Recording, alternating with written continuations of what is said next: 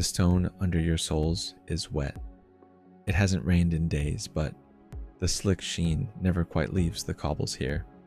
Beneath the narrow shadow of the Palais de Justice, you walk slowly, drawn not by duty, not by grief, but by something heavier, something curiously magnetic. Around you, the hush is louder than any city bell. Only the shuffle of feet and the distant slap of the water against the quay break the silence. You pass a vendor peeling oranges, his cart leaning against the iron rail. He does not shout. No one shouts here, not even the children trailing behind you with widened eyes. The sweet citrus scent clashes against something else, something sharper. Salt, copper, cold stone, decay. Ahead, set deep into the wall along the Quai de l'Archevêché, is a glass front glimmering dimly in the autumn light.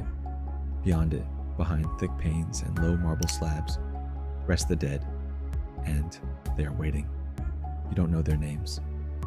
No one does. That is the point. The woman closest to the window is perhaps 20. Her hair, once brushed or braided by someone who loved her, lies wet and tangled against the pillow of slate. Her dress, a faded burgundy, hangs to the side on a brass peg. Her arms are folded gently. Her feet are bare. How did she arrive here? Did she fall? Was she pushed? Did she leap? You will never know. You are not alone. Thousands pass through these doors each day. Some come hoping to find the missing. Most come seeking nothing except to look.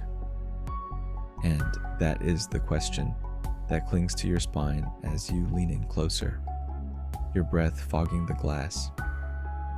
What does it say about a city when it flocks not to the tower that scrapes the sky, but to this place where eyes no longer see? This is Paris in the age of spectacle, not the sterile stages of royalty past, but the raw, industrial churn of the Second Empire and its aftermath. Baron Haussmann has gutted the old city. Boulevards now slice through once crowded slums. Gaslight flickers from new iron lampposts. The trains spit workers and wanderers into its stone arteries by the thousands. And with them come the dead. The Seine swells with drowned secrets. Lovers, debtors, victims, runaways. Some wash ashore, some float, bloated, beneath the bridges. Most arrive here in silence, wrapped in oilskin, to lie for 3 days in the cold arms of this public morgue. It is not the first of its kind, but it is the most famous and the most visited. On quiet days, the morgue receives a few hundred guests. On others, when a child is found, or a young man bloodied by unseen hands, crowds surge past 10, 20, even 40,000. Police are called to manage the queue. Vendors sprout like weeds. They sell coconut ice, handbills, and spectacles. Some bring folding stools. Others weep, and some smile. A thin brass sign above the door reads, Morgue Municipale. You touch it lightly as you enter. Cold, smooth, your fingers linger. Inside, you hear the drip of water. A sheet of glass separates you from them, but you feel the cold nonetheless. Your breath catches in your throat. Not from fear, but from a strange reverence. It feels sacred somehow. Sacred and wrong. To your left is a boy, no older than 9. His hair is parted neatly. His cheeks are hollow. One of his shoes is missing. A scrap of paper near his body reads, Non identifié, trouvé à Ménilmontant, unidentified, found in Ménilmontant. To your right, a man with a neck wound. His clothes hang beside him like an accusation. A butcher's apron, brown trousers. His eyes remain open. You're not supposed to stare, but everyone does. And outside, the orange vendor wipes his knife clean, preparing the next peel. What is it that draws you here? Not once, but again? Why do you return when the dead do not? Perhaps it is the illusion of nearness, the idea that by seeing, you are seeing more, that behind the stillness, a story trembles, waiting to be named. Or perhaps it is something deeper, something in the Parisian blood, a fascination with the in-between. The city has long danced with death. The catacombs stretch beneath your feet, lined with skulls. The guillotine once kissed flesh at Place de la Révolution, and now here, in this new cathedral of silence, death has taken another stage. By decree of the city, these bodies are shown for identification, but the city knows, and you know. This is theater. Macabre, but precise. Glass panes instead of curtains. The slabs, their stage. And you, the audience. In 1864, when the morgue moved to this site on the Ile de la Cité, it was rebuilt to invite the public. Designed with an architect's eye and a bureaucrat's logic, its windows faced the street. The dead became anonymous actors in a play that never ended. And as the bells toll above, remember, stories like this seldom sleep. If you wish to follow their echoes, leave your mark, like, subscribe, return, because tomorrow new bodies will arrive, new clothes will hang, new names will be absent, and the crowd will grow once more. A child clutches his mother's sleeve beside you. His eyes rise to the glass. She says nothing, only grips his hand tighter. The boy in the slab does not blink, and outside, a single crow circles above the Seine, calling once, then gone.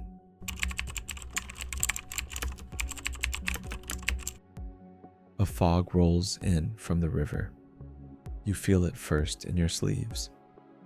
Moisture clinging to wool, soft as breath. Then it thickens, coiling between the buildings like smoke from a dying fire.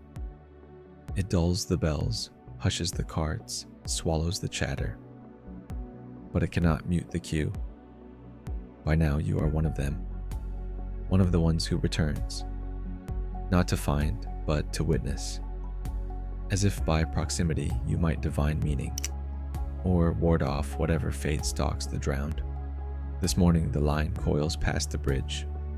There is word of a woman, young, pale, a bruise like a blossom blooming on her temple, her hand still clutching the remnants of a white glove. No one knows her name, but already stories birth themselves in the murmurs.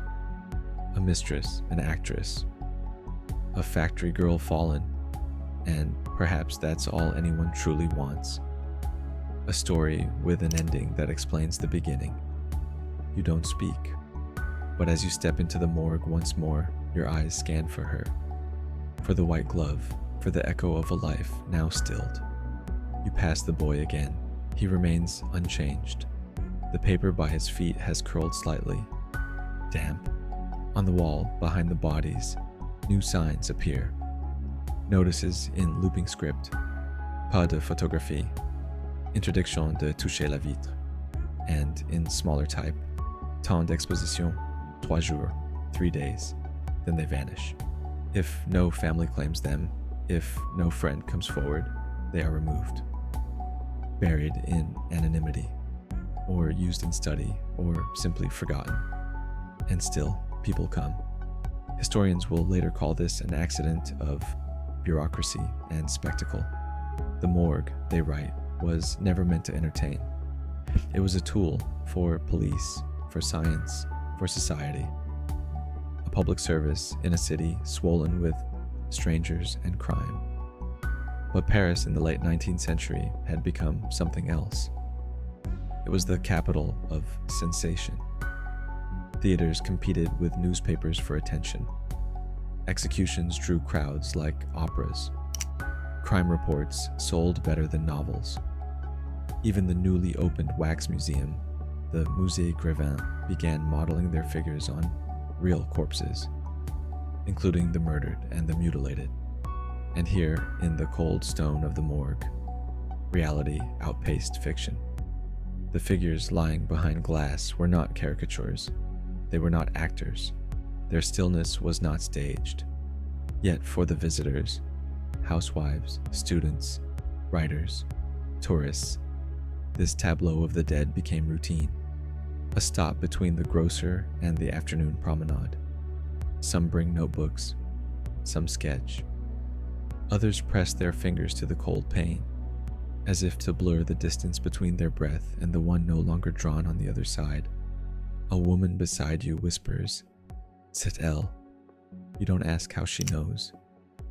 You step outside into the fog again, and the world feels louder. A barge grinds upriver. A child laughs too sharply. Somewhere, a match strikes and flares. The orange vendor is gone. Instead, a man in a gray coat hands out handbills. Fila dans la Seine, sans nom, sans visage. The faceless girl. Beneath it, visible au morgue. Jusqu'à demain you fold the paper once, then again, slipping it into your coat. When did this city begin selling grief like theater? And when did you begin buying it? You do not answer. No one does. The walls of the morgue begin to sweat. In 1874, ice storage is added behind the slabs to slow decay. Curtains are introduced briefly, then removed. They obstruct the view. Public pressure demands openness, transparency, closure. But morality, like water, seeps through.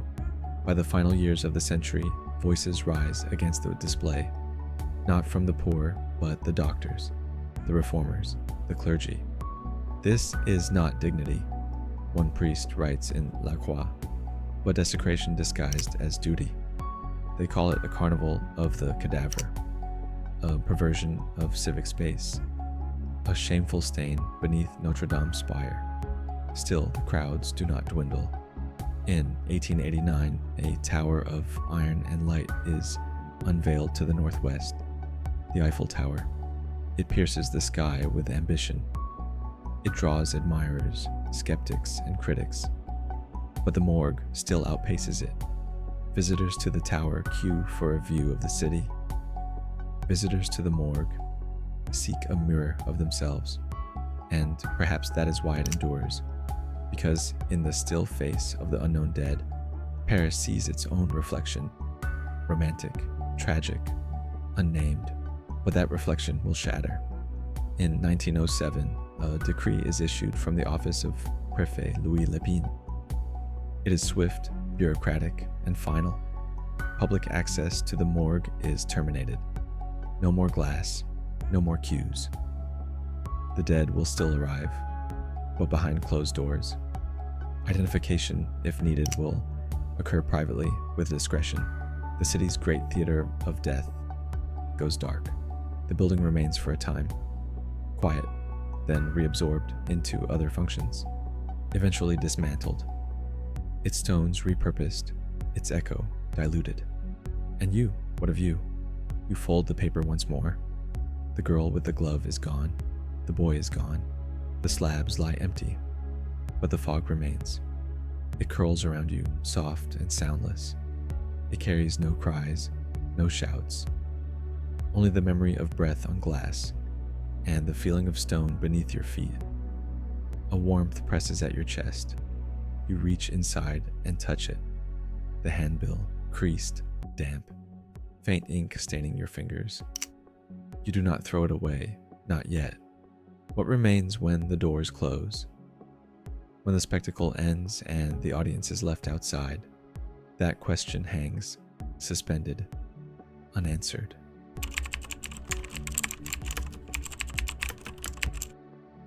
The morgue is gone now. You stand at the edge of the Seine, where the walls once held glass and stone and silence. There is nothing here to mark what it was, just a faint depression in the stone and the current moving beneath your feet. Behind you, Notre-Dame still watches, but her shadow no longer holds the dead.